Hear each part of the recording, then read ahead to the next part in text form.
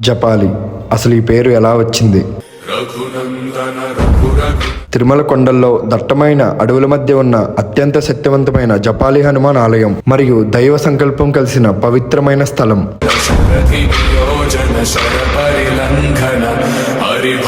ఇక్కడ జపాలి మహర్షి గొప్ప తపస్సు చేశారు. ఆ తపస్సు మెచ్చి హనుమాన్ ఇక్కడ స్వయముగా వెలిశారు. అందుకే ఈ తీర్థానికి జపాలి అని పేరు వచ్చింది.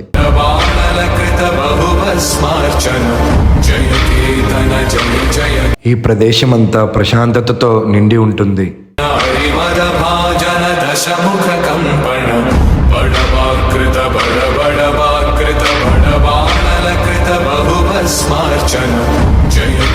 ఇక్కడ స్నానం చేసి స్వామిని దర్శిస్తే చాలా మంచిదని మరియు ఈ పవిత్ర జలాన్ని తీర్థంగా స్వీకరించడం ఎంతో మంచిదని నమ్మకం. ఈ ఆలయ దర్శన సమయాలు morning 7 to 1 PM, afternoon 2 to 7 PM.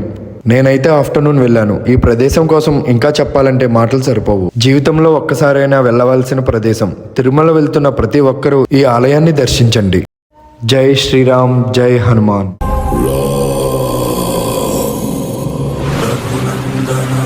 Raghunandana రఘువర సేవన Raghupathi ఛాయన